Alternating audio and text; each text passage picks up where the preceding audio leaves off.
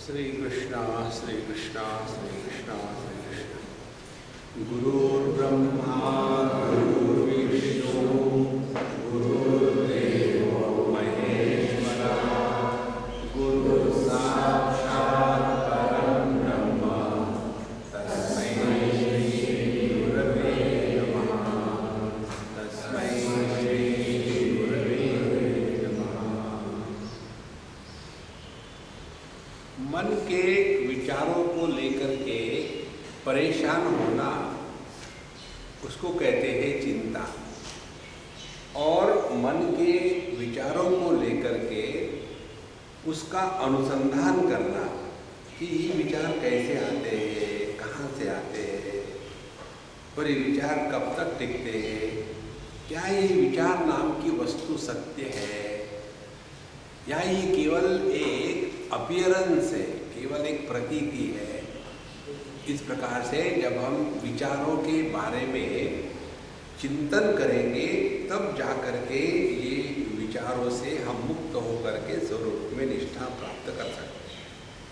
और इसीलिए योग शास्त्र में पहले वृत्तियों की विशेषता बताई है, कितनी प्रकार की वृत्तियाँ होती है। अब ये सब वृत्तियों से अपने आप को बचाना है। तो पहले तो मैकेनिकल है। मैकेनिकल कैसा है? अभ्यास वैराग्याभ्याम तन्निरोधः। अब ये चिंतन शुरू हो गया।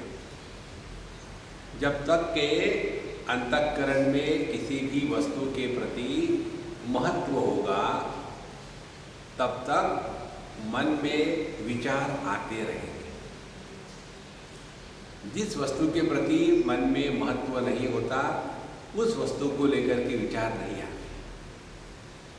इसीलिए महत्व किसने दिया है? महत्व तो हमने ही दिया है। यदि हमने महत्व दिया है तो उसको हमको ही मिटाना पड़ेगा। इस प्रकार से समझदारी से अपने आप को चलाना, इसको कहते हैं चिंतन की प्रक्रिया। अन्यथा नॉर्मली हम चिंता करते रहते हैं, ऐसा क्यों हो रहा है, ऐसा नहीं होना चाहिए, इससे कुछ नहीं होता। इसलिए हर एक मार्ग जो हमको शास्त्रों में बताया है उसके ऊपर चिंतन करना शुरू कर दें। पहले हमने चिंतन किया था धर्म पर, फिर कल हमने चिंतन किया था योग पर। आज हम चिंतन करेंगे भक्ति पर।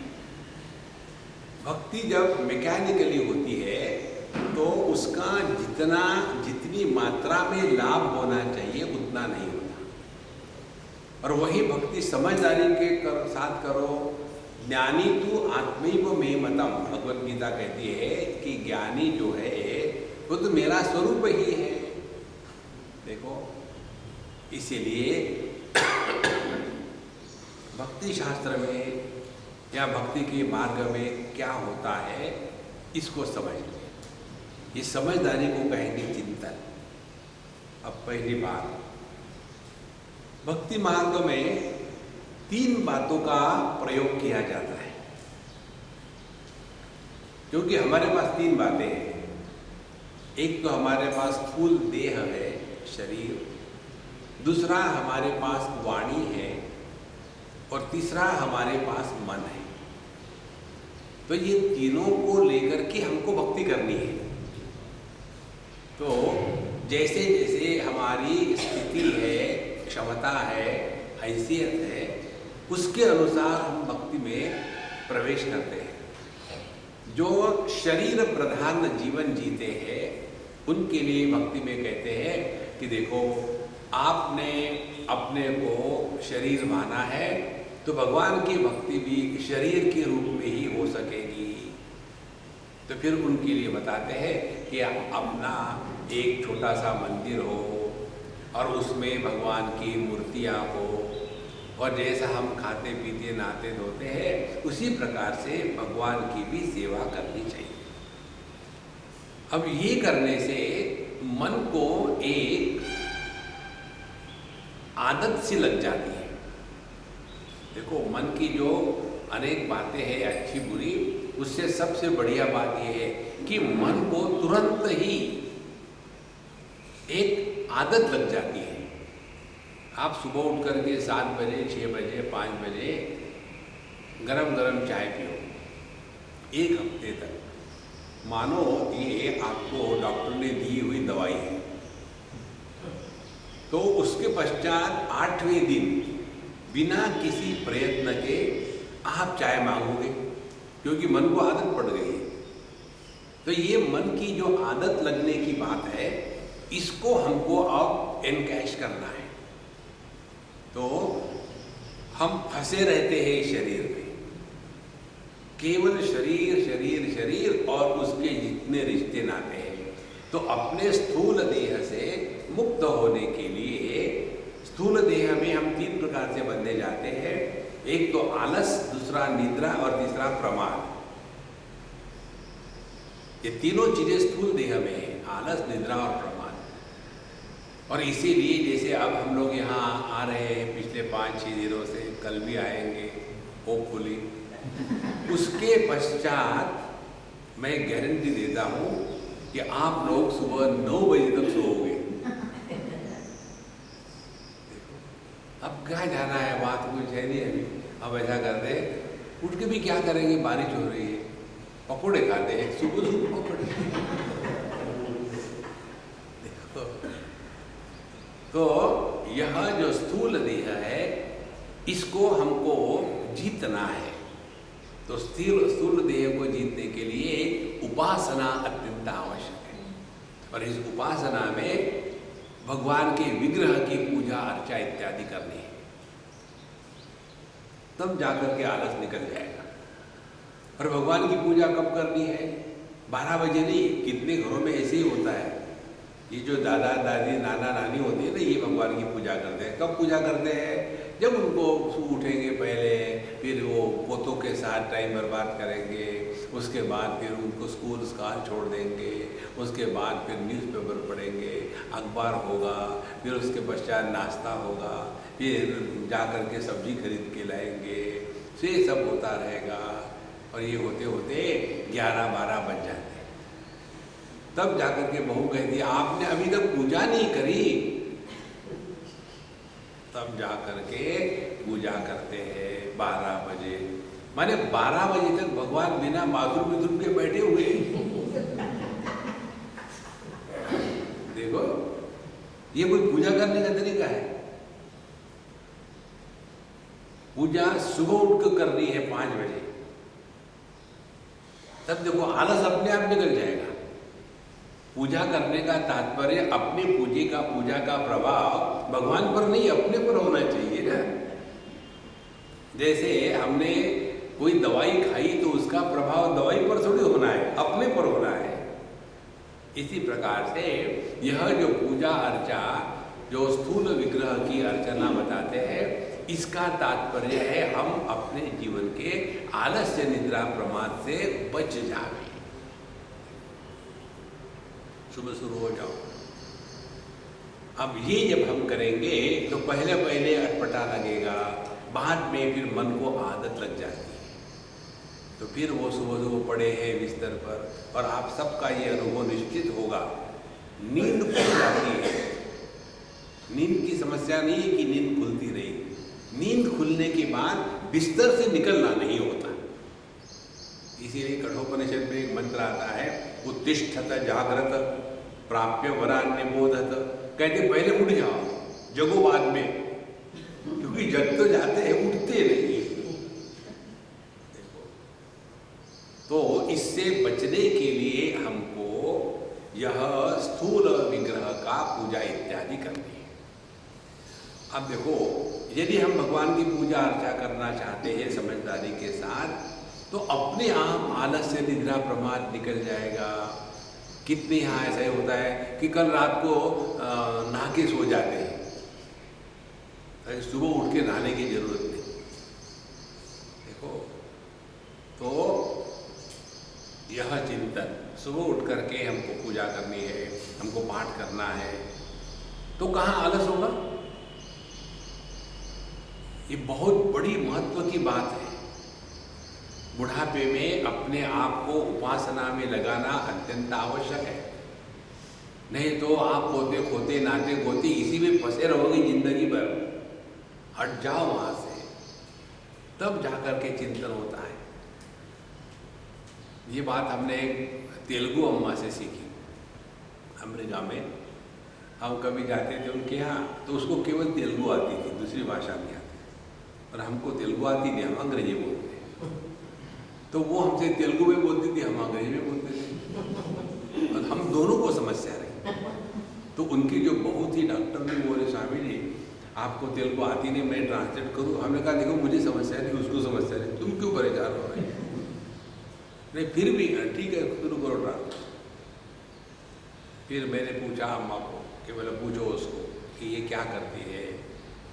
तो बोले ये तो मैंने तुम मत बताओ, उसको बता देता हूँ। मैंने इसलिए तुमको ट्रांसलेशन के लिए नहीं रखा, तुम अपनी कमेंट्री मत करना। जो ट्रांसलेशन करने वाला होता है, he should not add anything from his side. देखो एक हमारी पुस्तक योग पर किसी ने लिखी, हमारे लेक्चर सुने पूरे के पूरे पतंजलि योग दर्शन पर। सुनने के बाद बोले स्वामी जी हम इसको पुस्तक में कन्वर्ट करो। करने के बाद फिर मुझे दिखाया, तो मैंने बोला ठीक है मैं देखूंगा। फिर मैंने किसी को दिया, हमने भाई देख लो कैसा है। जो उस विषय में जानकार था, जो देखने के बाद स्वामी जी ये पुस्तक के साथ आपका नाम नहीं जुड़ना चाहिए। क्यों? इसमें आपने जो कहा वो एक भी नहीं, इसने अपने मर्जी से लिखा है और नाम हमारा टोके जा रहे हैं। तो हमने उसको कहा देखो आप ट्रांसलेशन करो, अपनी मत जोड़ो। उसको पूछो कि आप दिन भर क्या करती हो? तो उसने कहा कि मैं दिन भर बिजी रहती हूँ। पहला वाक्य, अच्छा कैसे बिजी रहती हो? तो पूजा है, पोथी है, रोज भागवत का पाठ करती हूँ, रोज पूरी भगवद गीता महात्म्य के साथ, विष्णु सहस्त्रनाम, पूजा, नैवेद्य, ये करते करते मुझे कुछ करने को टाइम ही नहीं मिलता। तो मैंने बच्चों को छोड़ बोल दिया है, मुझे फ़ोन उठाने के लिए मत रखना, मैं बेबी सिटिंग नहीं करूँगी, मैं यहाँ मौज के लिए आई हूँ, तुम अपना काम धंधा देखो। और फिर दोपहर को खाना खाने के बाद 1 घंटा सोती हूँ। सोने के पश्चात फिर मैं तेलुगु मूवी देखती हूँ, सीधी कैसेट मिलती है, और वो भी देखने के पश्चात वो 1-1.5 घंटा 2 घंटा चलती है। देखने के पश्चात फिर मैं कॉपी लेकर के पूरी स्टोरी निकाल के लिखती हूँ कि उस तेलुगु मूवी में मैंने क्या देखा, पूरी स्टोरी निकाल। और देखो फिर उसने दिखाया ऐसी कापियाँ भरी हुई है, ये सब बन गया। मैंने कहा अम्मा तुम क्या इसको पब्लिश करोगे? बोले नहीं, फिर काहे के लिए लिखा है? बोले ये लिखने से लोग मुझे कुछ काम नहीं बताते और दूसरी बात ये है कि मैं बिजी रहती हूँ। देखो बिजी मनुष्य ही हमेशा हेल्दी रह सकता। When you are busy, then alone you are creative. जो लेजी है वो कुछ भी नहीं कर सकता। इस प्रकार से पहले अपने स्थूल देह के साथ भगवान के स्थूल विग्रह की पूजा अर्चा करना ये अपने लिए आवश्यक है। उसके पश्चात हमारे पास दूसरी बात है वाणी। अब ये हमारी वाणी किस काम आती है? देखो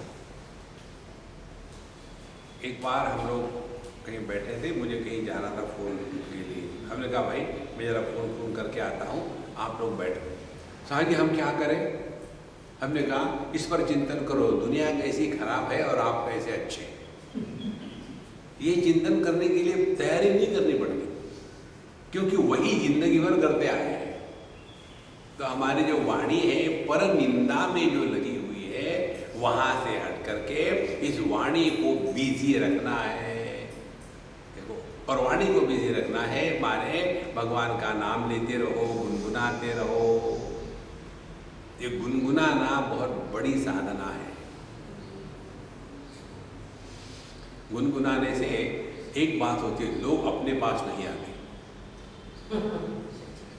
और लोगों से बचना ये बहुत बड़ी साधना है। कोई भी आ रहा हो क्या चल रहा है? नहीं मेरा जब चल रहा है। अच्छा बाद में आएंगे, वेरी गुड।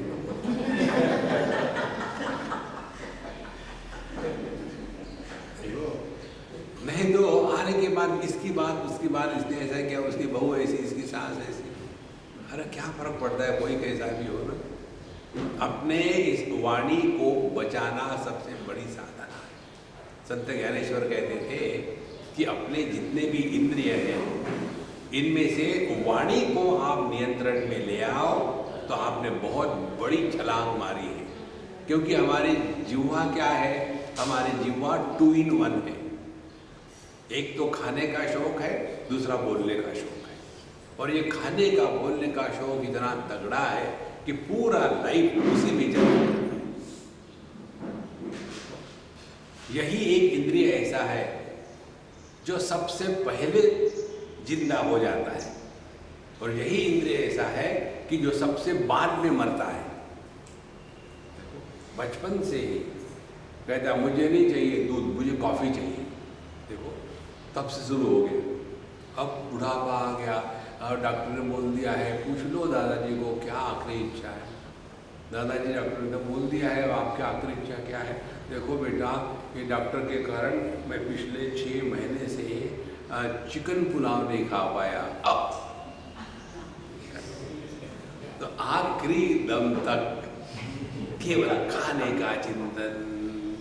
यही है अपने वाणी की गुलामी युवा की।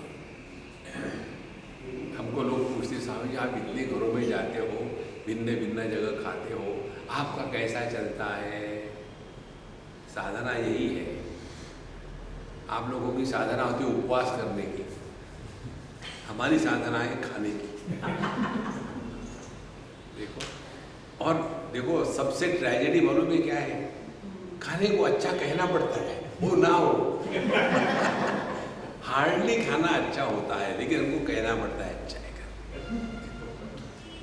क्योंकि हमको जो अच्छा लगता है वो थोड़ी हमको मिलता है। और समझो किसी है खाने को कहो ये खराब है, देखो स्वामी जी है और खाने को नाम बता रहे खराब है। तो स्वामी जी हमारे क्या है, कोई बिस्तर है बांध के रख दिया, क्या टिफिन का डब्बा है भर दिया।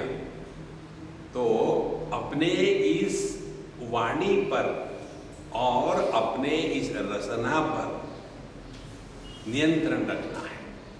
तो पहले रसना पर नियंत्रण की बात समझो। रसना पर नियंत्रण की बात बड़ी सिंपल है। सामने जो खाना आता है वो अच्छा है ऐसा कह दो, हम वही करते हैं। खाना सामने आने के बाद खाना बहुत अच्छा बन गया है बिना खाए, क्योंकि खाने के बाद झूठ बोलना पड़ेगा। तो पहले ही अच्छा कहो तो अच्छा लगने लग जाता है। देखो महाराज, give 0 choice to yourself as regard food is concerned। फिर रसना अपने कंट्रोल में आती है। तो ये चाहिए वैसा चाहिए ऐसा चाहिए, minimum choice more happiness, 0 choice all happiness. उसके बाद आती है वाणी की बात। अब ये वाणी को कंट्रोल करने के लिए अब चिंतन करना है। हम जो भी कुछ बोलते हैं वो प्रकट होने के पहले मन में होता है, और जब मन में होता है तब हम जानते हैं कि मैं अगले को कड़वी सुना ही दूं। जानते हैं। अब उस समय यदि हम इसके बारे में सतर्क हो जाए, सजग हो जाए, अवेयर हो जाए, तब जाकर के ये जो वाणी को विराम नहीं देना, बोलते रहना, ये अपने आप धीरे धीरे शांत हो जाएगा। अब देखो हम लोगों की आदतें क्या है। आदत नंबर 1, चाहे कोई पूछे या न पूछे हम अपना ओपिनियन बता देते हैं। कोई जरूरी है बताना, लेकिन वो आदत है बोलने की। एक दूसरी आदत, हम किसी को भी किसी भी विषय पर एडवाइस करने के लिए आगे पीछे नहीं देखते। आपको इसमें का कुछ आता है? आता नहीं, लेकिन तीसरी बात, ये तीसरी बात सबसे भयानक है हिंदुस्तानी होगी, हर एक की कुंडली लिखना। कोई भी आदमी हो पूछेंगे, हाँ आप कहाँ गए, आप कब पैदा हुए, क्यों पैदा हुए, मरते क्यों नहीं, कोई जरूरी है? एक के बाद एक किसके यहाँ गए, फिर हाँ आपकी शादी होगी, हाँ फिर बच्चे कितने, बच्चे नहीं हुए, क्यों नहीं हुए, डॉक्टर पास गए, अडॉप्ट करने वाले। अरे क्यों किसी की दुनिया में घुस रहे हो? देखो ये इतनी बुरी आदत है। एक बार हम और एक बड़े वयस्क गृहस्थ उनके यहाँ थे और हमारे साथ एक अंग्रेज आई थी। अब हमको भी उसके बारे में कुछ पता नहीं, तो आई थी और हम लोग बैठे खाना खाने के लिए और इस बुढ़ाओं ने शुरू कर दिया अंग्रेजी में कि हाँ आपका नाम क्या है, कहाँ से आई हो और आपके घर में कौन कौन है, आपकी शादी हो गई क्या, हमने सुना है अंग्रेज़ों की बहुत शादियाँ होती है, तुम्हारी कितनी शादियाँ होगी, और बच्चों को क्या करते हैं आप, हमने सोचा छोड़ देते हैं, घर में कुत्ते रखते हो, आदमियों को, बच्चों को निकाल देते हो। अब वो खाना खा रही है, कोई जरूरी है? एक तो ये करेंगे, दूसरी बात अपने बारे में बताएंगे, मैं यहाँ था, मैं वहाँ था, मैं भी एक बार कैम्ब्रिज गया था, और जो शुरू हो जाएगा। इसीलिए ये दो बातों से बचना है वाणी को लेकर के। साधु संत और हम में क्या फर्क है वाणी को लेकर के? एक बार हम किसी के घर खाने के लिए गए और मारवाड़ी फैमिली थी, सभी माताएं बैठी हुई। एक बार मुझे किसी ने पूछा था, स्वामी जी आपका अगला जन्म होगा तो आप भगवान से क्या मांगेंगे? मैंने कहा मैं कहूँगा कि भगवान मुझे बम्बई में मारवाड़ी के घर में एक स्त्री का, लड़की का जन्म दे दो। ऐसा क्यों? हमने कहा ये मारवाड़ी लड़कियाँ शादी के पहले बाप का पैसा उड़ाती है, शादी के बाद हस्बैंड का पैसा उड़ाती है, झंझटी नहीं कमाने की, ये मजा है। तो इसीलिए हम लोग कहा खाना खाने गए, महात्मा लोग तो सब चले गए पैसे को मिस एप्रोप्रिएट करने के लिए, और ये माताएं और एक प्रश्न, दूसरा प्रश्न, तीसरा प्रश्न, हम खसी आ गए। हमने कहा 2 रोटी दोगी, 50 प्रश्न पूछ रहे, मत देना खाना, मैं जा रहा हूँ। There is nothing like free dinner, कोई फ्री नहीं खिलाता, प्रश्न पूछते हैं। तो स्वामी जी अच्छा आखिरी प्रश्न, क्या हमको आप लोगों के साथ बैठ करके वार्तालाप करने में क्यों आनंद आता है, ऐसे क्यों अच्छा लगता है? हमने कहा सुनो, पहली बात, जब 2 मैरिड वुमेन बात करती है तो एक दूसरे की कंप्लेन, मेरी बहू ऐसी, मेरी बहू तैसी, मेरे ये ऐसे है, मेरी सास वैसी। तो जब एक बात कर रही है तो दूसरी उसके साथ कंपटीशन करती है, तुम तो लकी हो, तुम्हारी एक ही बहू है और वो भी यहाँ नहीं रहती, मेरी 2 बहू है, मेरा सर खा जाता। इसीलिए वहाँ कंपटीशन चलती है। और हम बाबा जी के पास जाते हैं तो वो हमारे सब सुन लेते हैं, वो अपनी नहीं बताते, इसीलिए अच्छा लगता है। दूसरी बात, हमारी बात सुनने के लिए कोई तैयारी नहीं घर में। जब एक माता, एक पत्नी अपने पति से कुछ बात करना चाहती है, पति तो तुरंत लिफाफा देकर के मजकूर जाप लेता है। देखो अब आने वाली है, अब फिर वो कहते देखो मेरे पेट में बहुत दर्द हो रहा है, टॉपिक चेंज करना है। इसीलिए एक डॉक्टर ने पूछा पेशेंट से कि भाई तुम्हारा हेडेक कैसा है, पिछली बार तुम आए थे बहुत दुखी थे, तुम्हारा हेडेक कैसा है? बोले नहीं वो मायके चली गई है।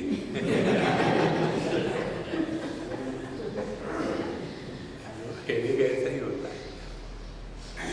लेकिन हम जब साधु संतों के पास जाते हैं तो वो हमारी सुनते हैं, हमको कोई सुनने वाला चाहिए ना, घर में कोई सुनता ही नहीं हमारी, इसीलिए अच्छा लगता है। तो साधु संत कंप्लेन नहीं करते, दूसरी बात हमारी बात सुनते हैं, तीसरी बात इसकी बात उसके पास नहीं बताते, हम लोग यहाँ के वहाँ गए थे, उनके यहाँ ऐसा हो रहा था, आपको पता है, लेकिन किसको बताना मत। मैंने उनको बताया, मैं किसको नहीं बताऊंगी, और पूरे दुनिया में फैल जाता है नॉन स्टॉप। इसीलिए एक आपको टेक्निक बताते साधु संतों, जो हमेशा अन्य के बारे में ही बोलते रहता है, जिसको थर्ड पर्सन कहते हैं, अन्य पुरुष माने थर्ड पर्सन, वो थर्ड क्लास आदमी है। जो हमेशा अपने ही बारे में बोलते रहता है, आए आए आए आए आए, वो फर्स्ट क्लास फूल है। अपने बारे में मत बोलो, देखो उससे बहुत लाभ है। अपने बारे में नहीं बोलने से क्या है, लोग कहेंगे बेवकूफ है। It is better to remain silent and be declared as a fool than to confirm after talking.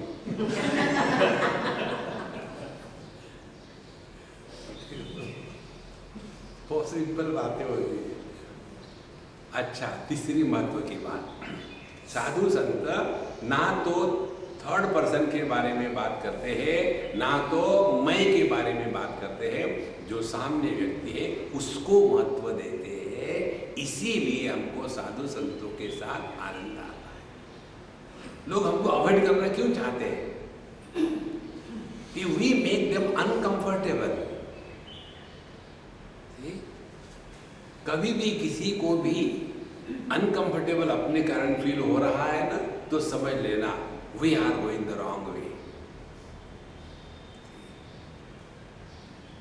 कई जगह में ऐसा होता है, जैसे हम जाते हैं पूरे दुनिया में, कोई लोग हैं, जैसे यूएसए की या कहीं दूसरे देश की बात है, एक लक्ष्मी नाम की अम्बानी, वो मेरे लिए खाना लाती थी, और उसके साथ हमारा खूब बढ़िया हा हा हो होता था। हम पिक्चर भी जाते थे, घूमने भी जाते थे। एक दूसरी अम्मा थी, वो बिल्कुल सत्संग को आएगी, बिल्कुल सीरियस होकर के बैठेगी, ध्यान लगाएगी, मेडिटेशन, खाना ले आएगी एक आध बार। तो उसने मुझे कहा, स्वामी जी आप वो लक्ष्मी के साथ तो इतने हंस खुल के बात करते हो, मजाक करते हो, मेरे साथ ऐसा क्यों है? ये यथा माम प्रपद्यन्ते तांस तथैव भजाम्यहम्। 24 घंटे मुंह फुला के बैठना ये अध्यात्म नहीं है महाराज। अपनी साधना ऐसी होवे कि किसको पता भी नहीं चले। Remain as the most simple person in this world. नहीं तो 24 घंटे हाथ में मना, क्या मच्छर आ गए, मच्छर से घूमते रहो। रिमेन कैजुअल, तब जाकर के अपनी उपस्थिति अन्य को त्रास देने वाली नहीं होती। तो यह समझदारी की, चिंतन की बातें हैं। तो ऐसा जब करेंगे तब हमारी वाणी को वहां से उपरत किया। अब ये वाणी को कहाँ लगाना है? अब ये वाणी को भगवान के नाम में लगाना है। ध्यान से सुनना। शिवसूत्र नाम का एक ग्रंथ है, और इस शिवसूत्र ग्रंथ में पता नहीं यहाँ आया है क्या, शिवसूत्र साधना। हाँ, काफ़ी मोटा ग्रंथ है, अच्छा है, सूक्ष्म है, पढ़ो तो समय मिले। तो उसमें स्पष्ट बताया है, शब्द का अर्थ यदि हमको मैं के रूप में प्रकट हुआ तो हमारी मंत्र साधना सफल हुई। ऐसे उदाहरण से बताएंगे। एक सज्जन का नाम था पुरुषोत्तम। तो उसकी पत्नी को पूछा हमने, भाई आप पुरुषोत्तम को जानते हैं? जानते हैं, वही है, और कौन है? पत्नी अपने पति के बारे में तुच्छता से ही बात करती। फिर उसके पुत्र को पूछा, पुरुषोत्तम को जानते हैं? हिटलर, आई नो, बाप को हिटलर कहते हैं। अच्छा, फिर स्वामीनारायण के भगत को पूछा, पुरुषोत्तम? अक्षर पुरुषोत्तम। फिर एक संस्कृत के व्याकरण पंडित को पूछा, पुरुषोत्तम? तुरंत उसने तोड़ फोड़ करके समास विग्रह करके कंफ्यूज करा दिया। और फिर जिसका नाम पुरुषोत्तम है उसको पूछा, पुरुषोत्तम मैं हूं ना? तो वहां पुरुषोत्तम शब्द का अर्थ मैं के रूप में प्रकट हुआ है। इसी प्रकार से जब हम ओम श्री राम जय राम जय जय राम,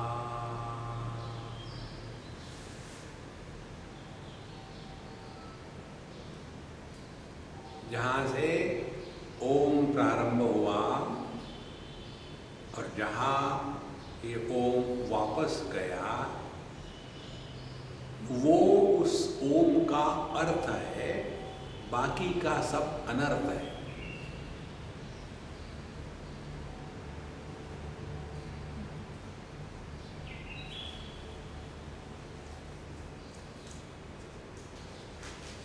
इस स्थिति में आपको सभी विषयों का ज्ञान हो रहा है,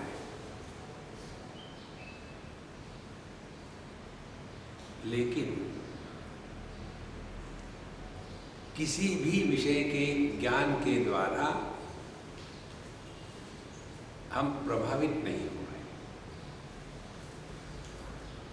अध्यात्म का तात्पर्य जगत का ज्ञान नहीं होना नहीं, उसको गहरी नींद कहते हैं। हम जगत में जी रहे हैं, आंखों से दिखता है, कानों से सुनते हैं, अंतर्लक्ष्य बहिर्दृष्टि निमेषोन्मेष वर्जिता,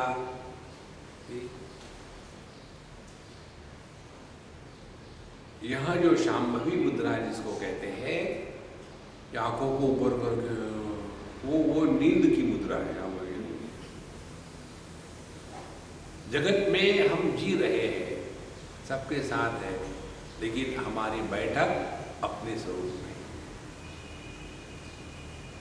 और ये क्लिक होने के लिए यह भगवान के नाम की साधना है। तो पहले तो हम भगवान का नाम लेते हैं वैखरी वाणी से, वैखरी वाणी से ही लेना चाहिए। तो हम अपने भगवान के सामने बैठ करके आपके यदि कोई नियम हो तो नियमों को पूरा करना, नहीं तो विक्षेप होंगे, पूरा कर दिया। उसके बाद फिर बैठ करके बड़े प्रेम से शांति से देख लो कितना टाइम है अपने पास, 5 मिनट, बहुत बढ़िया। 5 मिनट में ही खत्म हो गए, पहले नहीं खत्म हो गए, तो जल्दीबाजी करने की जरूरत नहीं। लेकिन 5 मिनट में आपको एक माला पूरी ही करनी है, लेकिन माला पूरी करने को आपको 15 मिनट लगते हैं। तो फिर आप क्या करोगे, स्पीड करोगे, ओम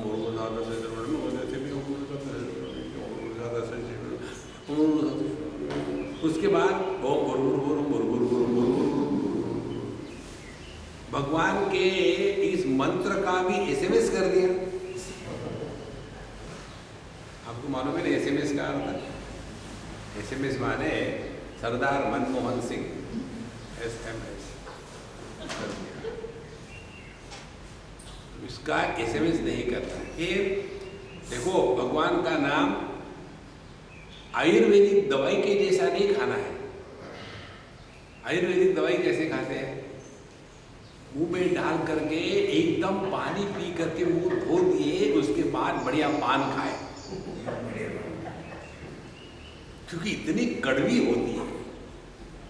हमने आपको पिछले बात भी बताया, ये आयुर्वेद का जो सिद्धांत है वो यही है, आपको ऐसी कड़वी दवा देंगे, दूसरा डोज नहीं लेने के लिए आप कहोगे मैं ठीक हो गया, तो फिर खाओ। ये जो आयुर्वेद वाले हैं उनको बड़ा गुस्सा आता है मैं जब कहता हूँ, क्योंकि सत्य यही है। तो हम भगवान का नाम क्या ऐसा लेने हैं? राम राम राम राम राम राम। भगवान का नाम कैसा लेना है? जैसे हम चॉकलेट खाते हैं। कोई चॉकलेट खा के पानी पीता है क्या ऊपर से निगलने के लिए? उसमें तो रस लेते हैं ना चॉकलेट का। इसी प्रकार से ओम श्री राम जय राम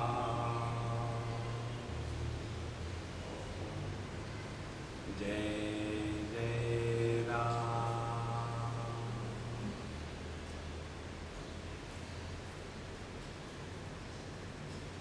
ओम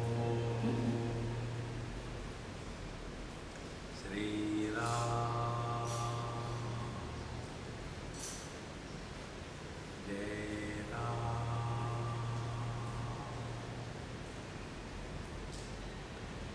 जय जय राम।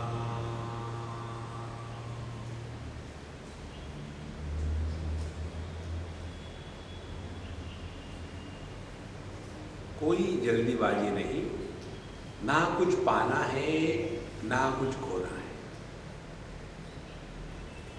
5 ही मिनट तो हमको भगवान का नाम लेना है, तो जल्दी क्या है, क्योंकि 5 मिनट तो भरने ही है।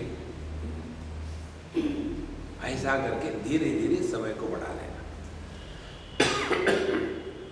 आज हमको 10 मिनट टाइम है, बहुत बढ़िया, 10 मिनट है। घड़ी का अलार्म लगा लेना 10 मिनट, कि गलती से ज़्यादा नाम ले लिया तो ऐसा जब आप करने लगोगे ना, तब पता चलेगा कि हमारी वैखरी वाणी पवित्र होकर के परिपक्व हो जाती है। जब वैखरी वाणी पवित्र और परिपक्व होती है तो हम अपनी मध्यमा वाणी में प्रवेश करते हैं। और जो व्यक्ति मध्यमा वाणी में प्रवेश करता है वो दुनिया की बातें करना अपने आप बंद हो जाता है। देखो,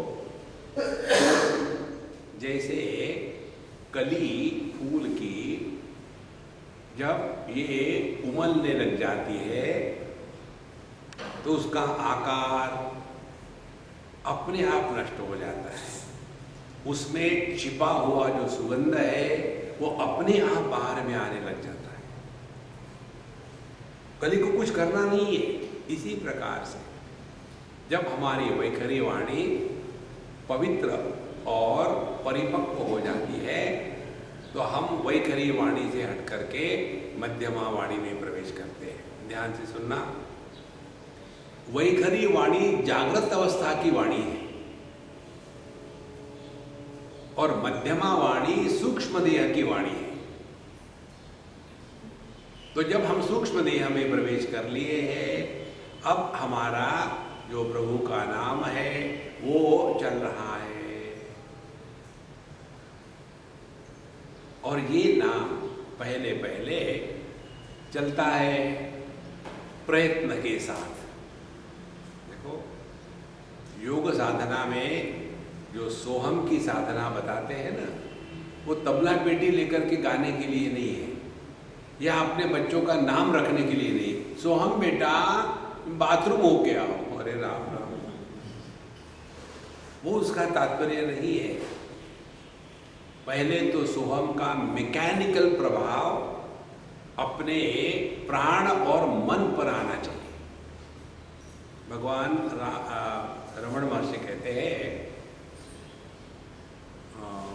चित्त वायवः चित् क्रियायुता शाखयोर्द्वयी शक्ति मूलका। हमारी 2 शक्तियां हैं, एक क्रिया शक्ति और दूसरी ज्ञान शक्ति। क्रिया शक्ति का प्राकट्य होता है अपने सांसों से और ज्ञान शक्ति का प्राकट्य होता है अपने संकल्पों से। संकल्प में ही शब्द है। अब इन दोनों क्या है, ये दोनों एक ही शक्ति की 2 शाखाएं हैं। जैसे आपको देखने के लिए ये 2 उंगलियां दिख रही हो, लेकिन ये 2 उंगलियां निकली कहाँ से? एक ही पाम से। पाम 2 नहीं है। अब ध्यान से सुनना, हम इस मूल से, अपने पाम से, हथेली से जितना हम दूर जाएंगे उतना इन दोनों में का अंतर बढ़ेगा ना। देखो, जैसे आपके सामने ये ट्राइपॉड है, उसको देखो, ये तीनों के तीनों पैर एक मूल से निकले हुए हैं और उस एक मूल में तीनों का संगम हो गया है। दे आर अनडिफरेंशिएटेड, एक दूसरे से अलग नहीं हुए। जैसे वो अपने मूल से दूर चले जाते हैं, वैसे पिन में का डिस्टेंस बढ़ता जाता है।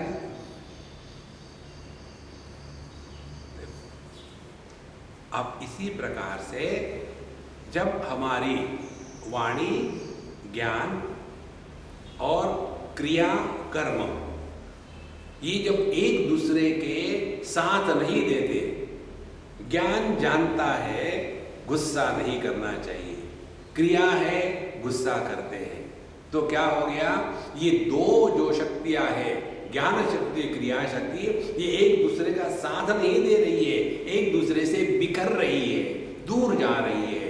और जितना हम अपने से दूर जाएंगे उतनी हमारी संकल्प शक्ति क्षीण हो जाती है। हम कहते हैं पता नहीं महाराज ये बच्चे हमारी बात क्यों नहीं मानते हैं, क्योंकि हमारे संकल्पों में शक्ति ही नहीं।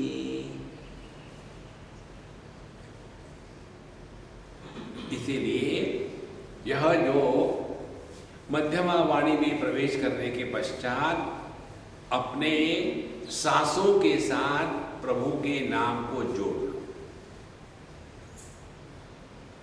तो उसमें आप वैसे कोई भी नाम ले सकते हैं, उसमें कोई कठिनाई नहीं है, लेकिन एक चक्कर होगा। समझो आपने राम का नाम लिया, तो राम का रूप, चरित्र, उनका जीवन, उनके सगे संबंधी, रावण तक सब आपके दिमाग में आकर के फुगड़ी खेलने लगेंगे। यदि आपने कृष्ण का नाम ले लिया तो ये गोपी आकर के परेशान करेंगे। तो हमको ऐसा नाम लेना है जिस नाम का किसी नामी के साथ, किसी रूप रंग के साथ कोई संबंध प्रस्थापित ही ना हो। और इसीलिए योग शास्त्र में सोहम के जप की बात बताते हैं। देखो, अब सोहम का अर्थ क्या हो गया, सहा माने वो,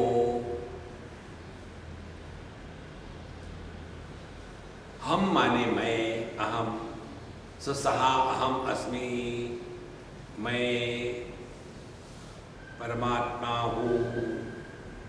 अब परमात्मा इस शब्द का अर्थ किसी रूप के प्रकार से अंतःकरण में प्रकट नहीं होता। जैसे आप कहो कृष्ण, तो खड़े हो गए त्रिभंगी हाथ में मुरली लेकर के, कहो राम, तो आ गए एकदम फैमिली फोटोग्राफ लेने के लिए खड़े, कहो हनुमान जी मुंह फुलाए बैठे, कहो देवी जबान निकाल के बोली हाँ, एकदम रूप सामने आ जाएगा। जहां नाम रूप निर्माण हुआ वहां संसार शुरू हो गया। और जब हम ये करते हैं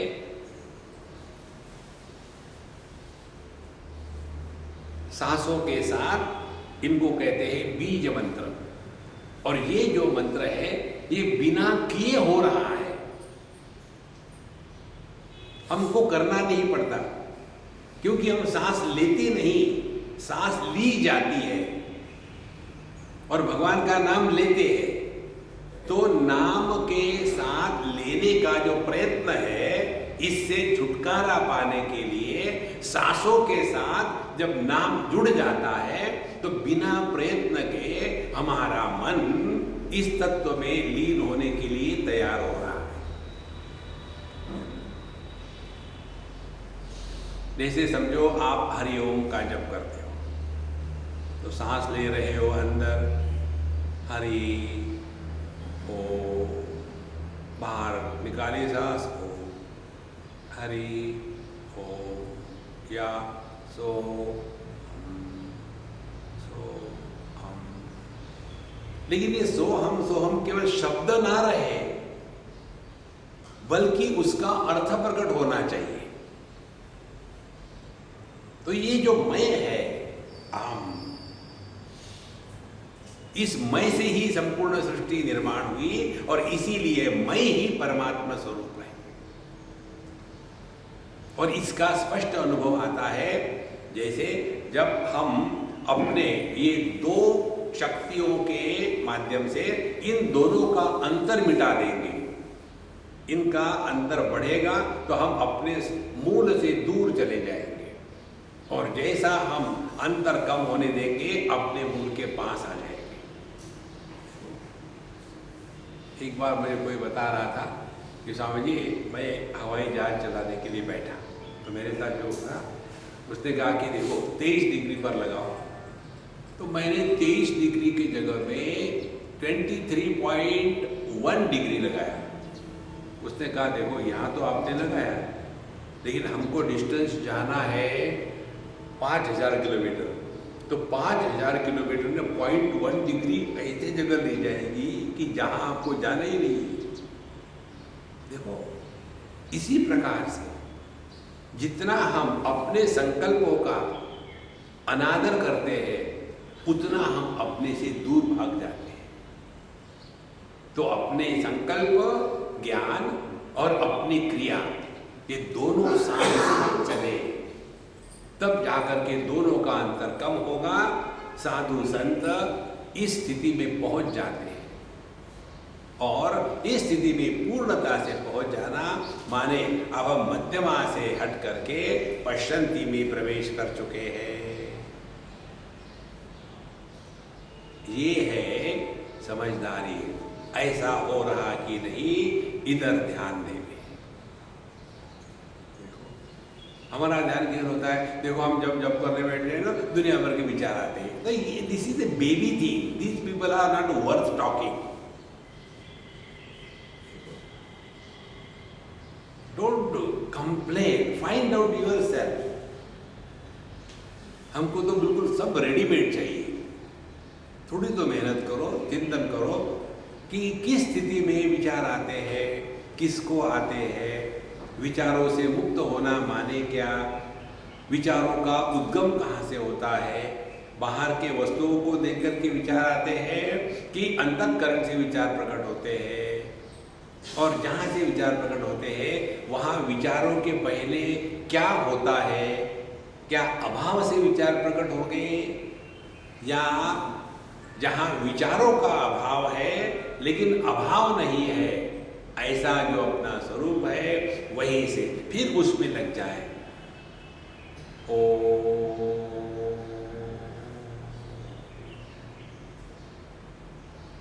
ये ओम कहाँ से प्रारंभ होगा?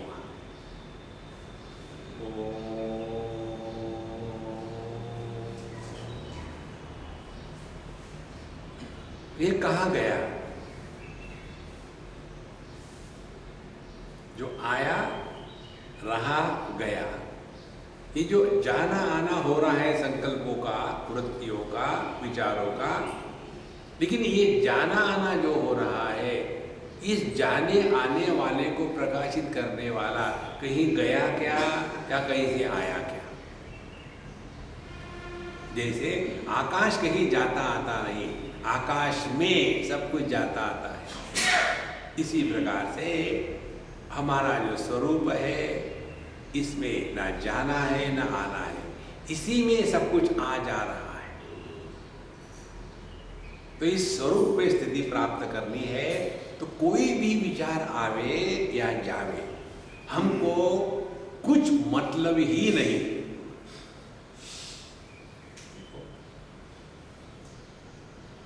और जब हमने सबके प्रति उदासीनता रखी तो अपने आप सब विचार शांत हो जाते हैं, क्योंकि हम जिसको महत्व देते हैं वही विचार जिंदा रहता है। हमने जिसको महत्व नहीं दिया वो विचार मर जाता है, क्योंकि विचारों का जीवन हमने निर्माण किया है। देखो हम महत्व देते हैं किसी एक वस्तु को, वेजिटेरियन को बहुत महत्व देते हैं। अब वेजिटेरियन को महत्व देने के बाद क्या होगा? जो नॉन वेजिटेरियन है उनके प्रति घृणा होगी। देखो अपने पुराण की बात है, ब्लू डायमंड होटल में, बहुत पुरानी बात है। वहाँ ये सिद्धियों का एक कार्यक्रम था और विषय था रेवरेंस फॉर लाइफ। हमको बुलाया था उसमें, 3 दिन का था और 3 दिन हम सुनते रहे। हमको आखिरी दिन बोलना था वैलेडिक्टरी फंक्शन में, और 3 दिन में क्या हुआ, केवल वेजिटेरियन खाना चाहिए। और आदमी इतना उसमें प्रभावित हो जाता है, बिल्कुल जोश में आकर के एक ने कहा कि whenever I see a non-vegetarian person walking, I feel a mobile graveyard of the dead animals is going। और सब लोगों ने तालियां बजाई। क्या बेवकूफ़ी है! दूसरे के जीवन में दखल लेने को हमको किसने बताया है? अपने तरफ ध्यान रखो। लेकिन वही सब कुछ बिल्कुल दुराग्रह हो गया। अहिंसा अहिंसा, खाना नहीं था, मांस मच्छी। तो जब ये सब मैं देख रहा था तो आखिरी बार में बोला, महाराज जी आप बोलो। तो मैंने कहा मैंने अपनी प्रार्थना बदल ली है।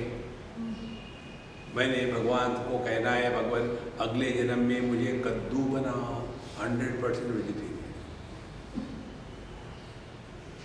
देखो क्यों हम किसी को भी महत्व दे करके उसको अपने हृदय में आह्वान करें।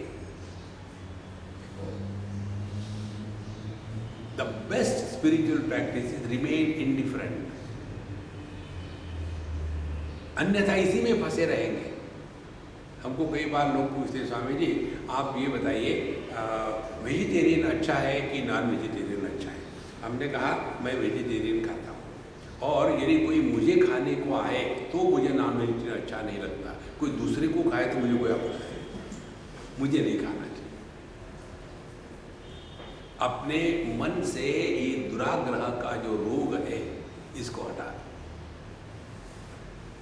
देखो आप, फिर धीरे धीरे धीरे धीरे आपकी ज्ञान और क्रिया शक्ति एकदम नजदीक आने लगेगी। ध्यान से सुनना, जब शब्द और उसका अर्थ अलग होता है तब जागृत अवस्था होती है।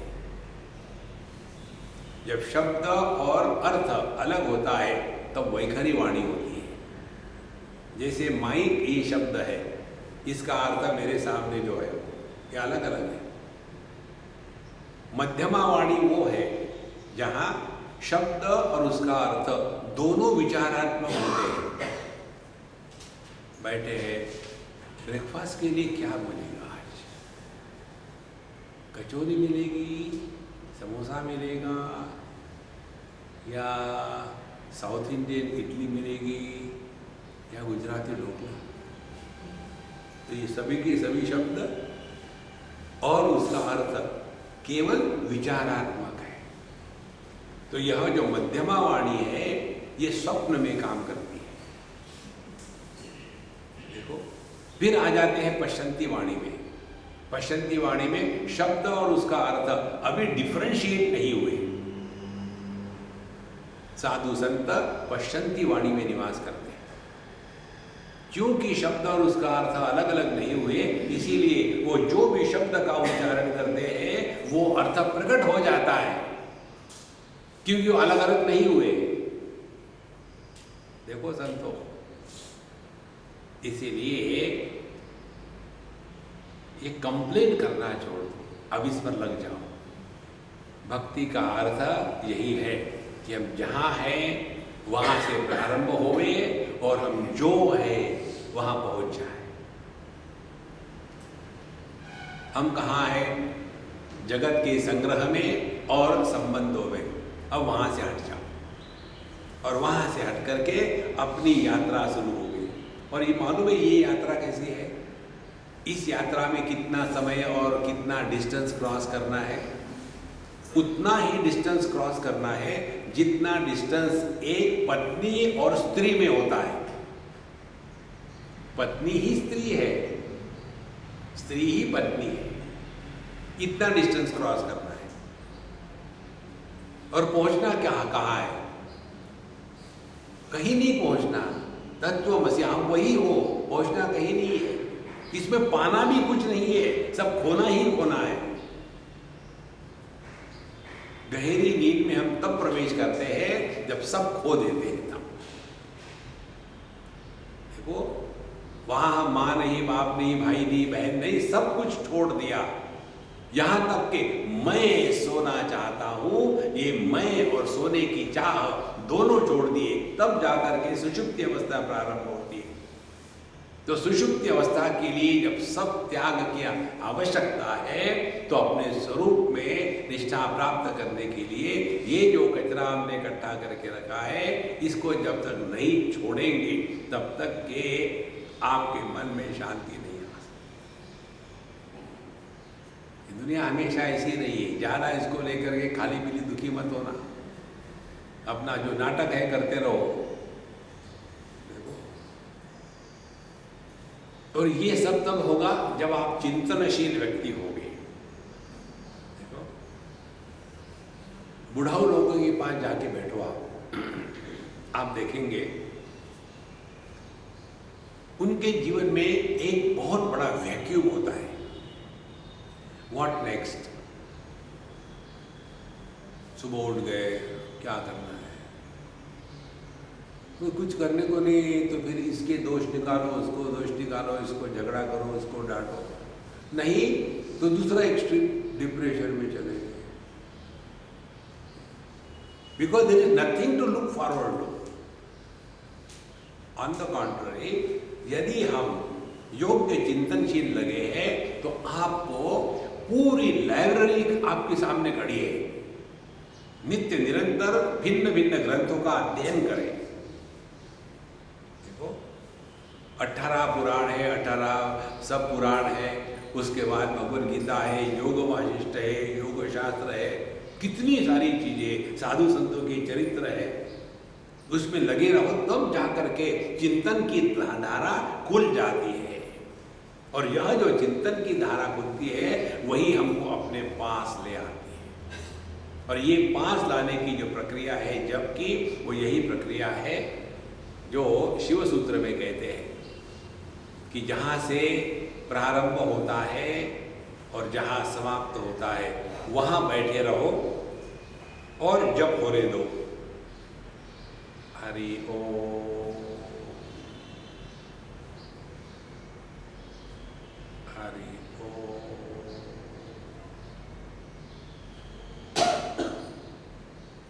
हरि ओम। वहां से कहीं नहीं जाना, एक स्थान पर बैठे रहे।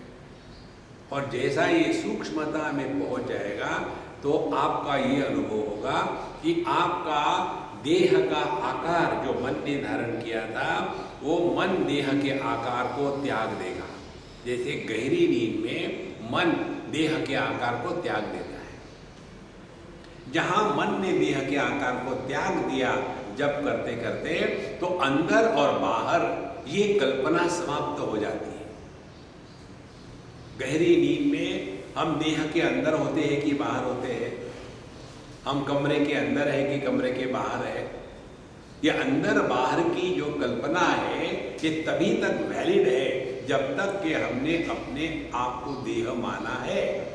और जहां ये गड़बड़ी खत्म हो गई, फिर ना तो संसार है ना तो संसार के दुख है। और ये अभ्यास करते रहे तो आपकी भक्ति, आपकी उपासना, मैं और मेरे भगवान जो भिन्न है, ये द्वैत को मिटा करके अपने अद्वैत में निष्ठा प्राप्त करने के मार्ग पर ले जाए।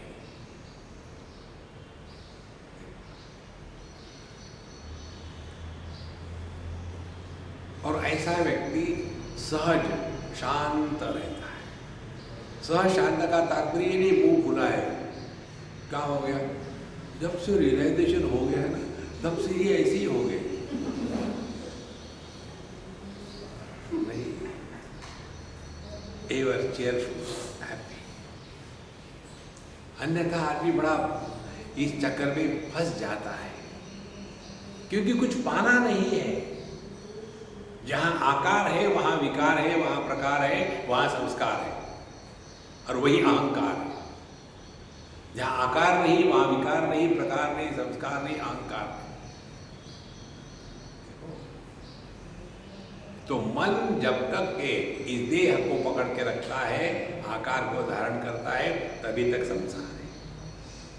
अब ये जो चिंतन है, ये हमको सुनते समय जो अनुभव आ रहा है, सुनना खत्म होने के बाद गायब। एक कहानी पढ़ रहा था मैं बीरबल की और कौन, अकबर की। अकबर ने पूछा कि लोग सुनते क्यों नहीं बातें ठीक से, क्यों अमल नहीं करते? बोले मैं बताऊंगा 2-3 दिन के बाद। फिर बताया। उसने 3 व्यक्ति के ये मास्क बनाए शरीर के साथ, यहाँ तक के शरीर 3, और बोले देखो मैं इसके कान में ये तार डालता हूँ, लोहे का तार डाला, उधर से निकल आएगा। बोले फिर अब ये दूसरा है, इसके मुख में तार, इसके कान में तार डाला तो मुख से निकल आया। अब तीसरा, उसके कान में तार डाला, वो हृदय से निकल आया। इससे क्या निकला? इससे यही निकला, मेजॉरिटी वो है इधर से सुन के इधर से निकाल देते, इसीलिए कोई सुनता नहीं, लोगों में परिवर्तन नहीं आता। दूसरी बात है, दूसरे प्रकार के लोग जो है इधर से सुनते, मुख से निकालते, प्रवचन करने लग जाते, मीना की पकड़ो और सुनाना शुरू करो। It is something like the Vedantic diarrhoea. I won't call it even the vomition, it's a diarrhoea. Vomition में आप रोक नहीं सकते, डायरिया में रोक नहीं सकते। देखो, दूसरे को सिखाना है, अपने जीवन में कोई परिवर्तन नहीं। और जो तीसरे है वो सुनते हैं और सीधा हृदय में उनके पहुंच जाता है। और जब यह ज्ञान हृदय में पहुंच जाता है, तब उसी ज्ञान को प्रेम कहते हैं, भक्ति कहते हैं। और जब प्रेम और भक्ति प्रकट होती है, तब सेवा होने लग जाती है। तब आदमी सेवा करता नहीं, सेवा होती है। और जब सेवा होती है तो सेवा करने का अभिमान नहीं हो सकता, और सेवा करने का अभिमान नहीं होगा तो सेवा करने के बाद कोई अपेक्षा नहीं होगी। देखो, और अपेक्षा नहीं होगी तो उपेक्षा नहीं होगी, उपेक्षा नहीं होगी तो सुख दुख का प्रसंग ही नहीं है। इसलिए जितना जितना हम इसको चिंतन के द्वारा समझेंगे, हम लोग वैखरी ही वाणी में रहते हैं। वैखरी का आधार मध्यमा वाणी, मध्यमा का प्रारंभ पश्चंती से, तो वैखरी से निकल करके पश्चंती में पहुंचना, ये है उपासना का मूल तत्व। देखो संत, तो ये जो हमने किया जब साधना को लेकर के, इसको कहते हैं चिंतन। चिंता क्या होती है महाराज जी? जब भी हम जब करने बैठते हैं ना, तो ये माइक्रोसॉफ्ट आ जाता है। कैसे? अनेक खिड़कियाँ खुलती है। एक खिड़की में जब चल रहा है, दूसरे खिड़की में बच्चे को नहला रहे हैं, तीसरे खिड़की में हस्बैंड के लिए रोटी बना रहे हैं, चौथे खिड़की में वो काम वाली भाई नहीं आई। दुनिया भर की खिड़कियाँ इकट्ठी खुल जाती है। अब क्या करें? कंप्लेन, दूसरा कुछ मत करो। इंस्टेड ऑफ वरी, चिंता करने के स्थान पर चिंतन करो कि ये कैसे हो रहा है। देखो, 40 साल की उम्र के बाद व्यक्ति को यदि ये समझ में नहीं आया कि उसको किस प्रकार का खाना सूट होता है, तो वो आदमी नहीं, वो भैंस है। We must know what is suitable for us. दूसरे को बताना पड़ता है। देखो, एक स्थान की बात है, मैं नाम स्थान नहीं बताऊंगा। एक सास है, वो इतनी मोटी है, जबरदस्त। कारण क्या है? केवल खाना एकमात्र जीवन का लक्ष्य है उसके। अच्छा, ऐसी नहीं कि अनपढ़ है, कॉलेज में हेड ऑफ द डिपार्टमेंट है और फिलॉसफी पढ़ाती है और पीएचडी को गाइड करती है स्टूडेंट्स को, और घर में उसका लड़का और बहू मुझे कह रही थी, स्वामी जी आपको कंप्लेन अच्छी नहीं लगती है, लेकिन मुझे बताओ मैं इसमें कैसे लिखूँ। बोले सुबह 4 बजे से लेकर के रात को 10 बजे तक हमारे घर में केवल खाना होता है, इतना खाना कि पूछो मत। ऐसे लगता है कि मैं ये ढाबे में तो शादी करके नहीं आई हूँ।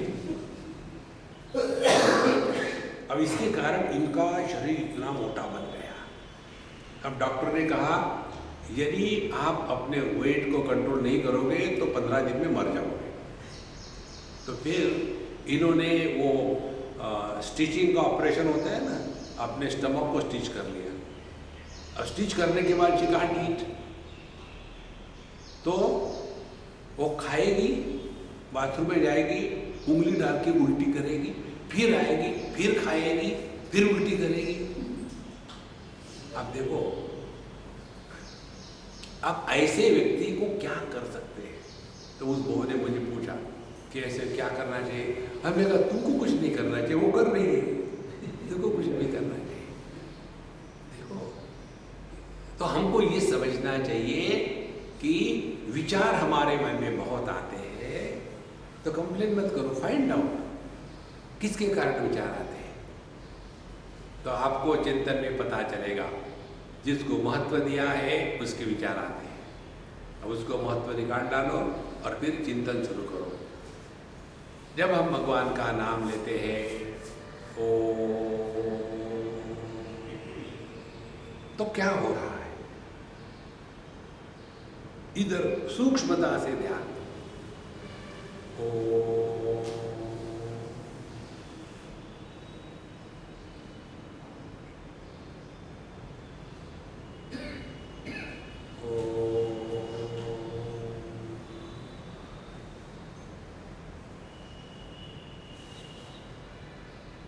तो ये शब्द आते हैं, रहते हैं, चले जाते हैं, लेकिन हमको ये अनुभव नहीं है कि जब शब्द नहीं थे तो हम नहीं थे।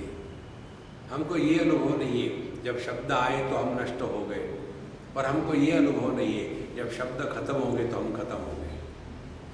हम तो ज्यों के त्यों है। इधर कॉन्सेंट्रेट मत करना।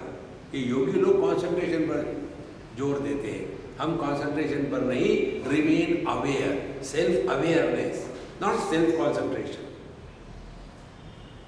जितना इसमें आप सूक्ष्मता से रहोगे उतना आपकी चिंतन की सूक्ष्मता बढ़ जाएगी, और जब चिंतन बढ़ेगा, सूक्ष्म हो जाएगा, तो मालूम है क्या होगा?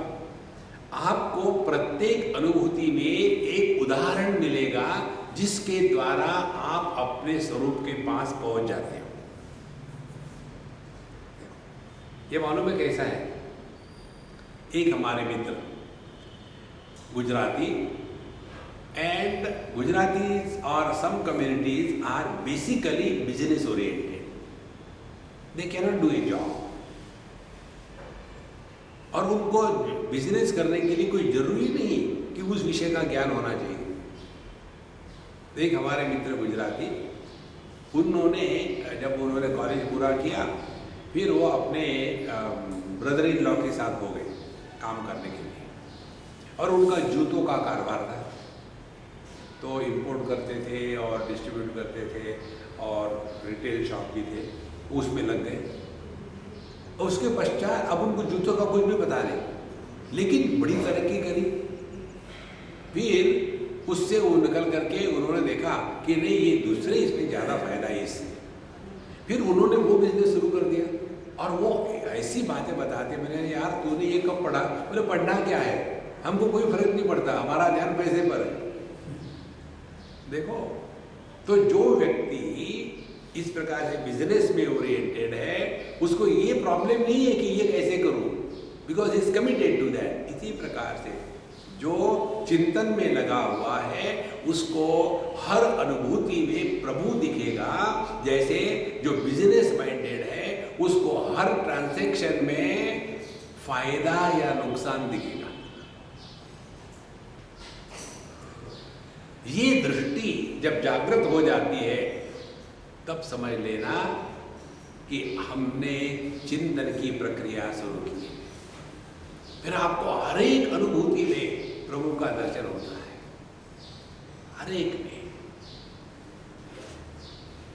और ये जब दर्शन होने लग जाता है ना, तो अपने आप दुनिया से मन हट गया और दुनिया में ही प्रभु का दर्शन होने लग गया। ये चिंतन की सूक्ष्मता है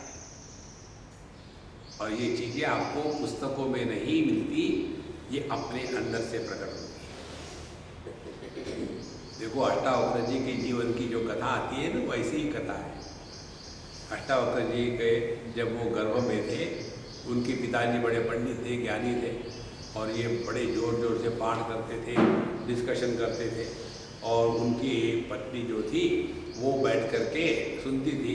तो एक बार जब ये बड़े आर्ग्यूमेंट कर रहे थे दूसरे पंडित के साथ, तो ये अष्टावक्र जी पेट में थे, वहाँ से उन्होंने बोल दिया कि केवल बोलते ही जा रहे हो, ज्ञान है क्या कि शब्द में ही फंसे हो। ऐसा जब कहा तो बाप को आया गुस्सा, और गुस्सा आने के बाद क्या करता है आदमी, शाप दे देता है। तो उनको शाप दे दिया, शॉपिंग सेंटर खुल गया। और शाप क्या दे दिया, तुम ज़्यादा ही जबान चला रहे हो, तुम्हारी जबान टेढ़ी हो गई, इसीलिए तुम्हारा शरीर भी 8 जगह में टेढ़ा हो जाएगा। और अष्टावक्र जी का जन्म हुआ। उन्होंने क्या कहा था, यही कहा था, ज्ञान शब्दों में नहीं है।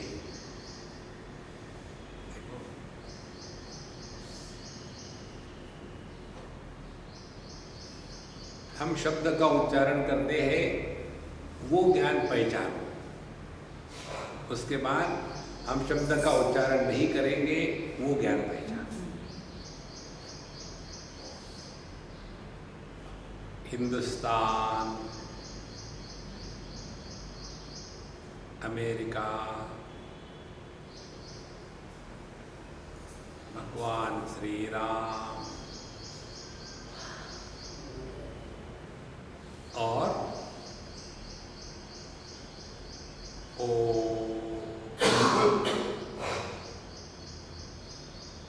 और अंतिम में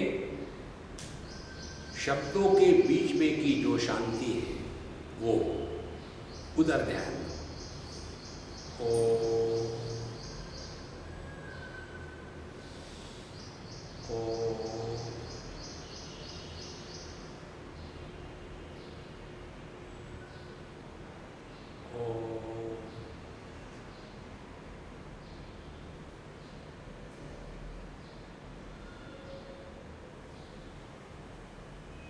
नाम का, रूप का ज्ञान क्षणिक होता है,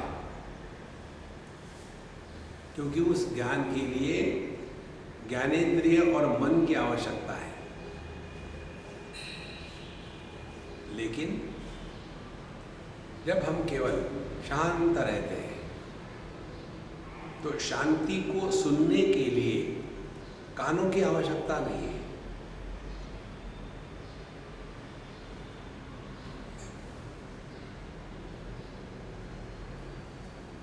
तो यह जो ज्ञान है, ये निर्मित नहीं है, अनिर्मित है।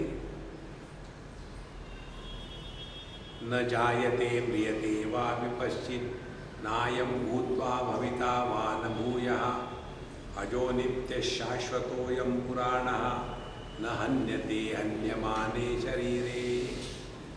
यह निर्मित नहीं है ज्ञान, ये अनिर्मित नित्य उपलब्ध है।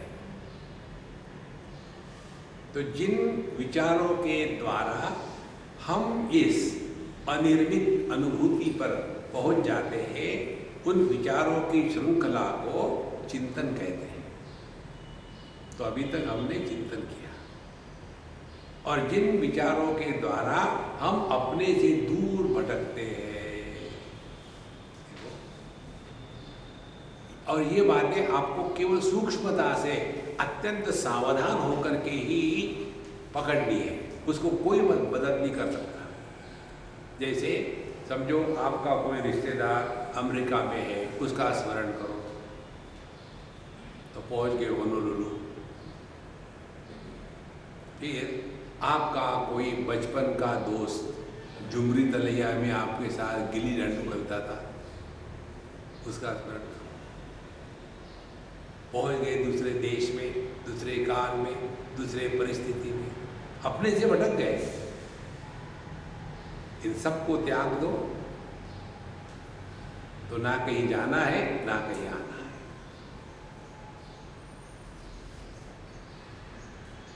देखो, इसीलिए एक ध्यान की प्रक्रिया में अभाव को ही विषय बताया है, कोई भी अभाव, और जो सबके अभाव में होता है वो अपना स्वरूप है। जैसे शब्द और शब्द का अभाव, शब्द को श्रवण करने के लिए कान चाहिए, शब्द के अभाव को श्रवण करने के लिए कान नहीं चाहिए। लेकिन शब्द का अभाव हो तो भी उसको प्रकाशित करने वाला कोई तो भी होना चाहिए, उसके सिवा शब्द के अभाव की सिद्धि नहीं होती। कोई भी अभाव ले लो,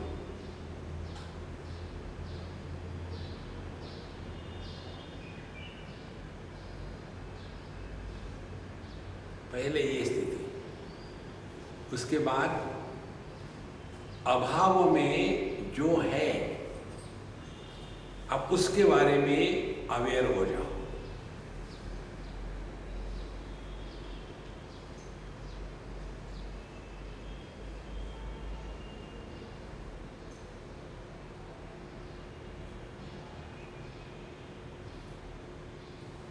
और अंतिम स्थिति, यदि हम इस अवेयरनेस में है तो शब्द और उनका अभाव दोनों हमारे लिए समान हो जाएंगे। ना शब्द का प्रभाव, ना शब्द के अभाव का प्रभाव, दोनों समान।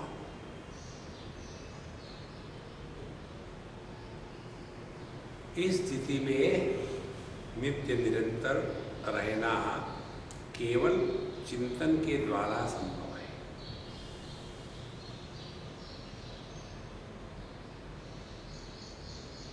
चिंता के द्वारा केवल हम तूफान खड़ा कर देते हैं। इससे अपने आप को बचावे, चिंतन में लग जाओ।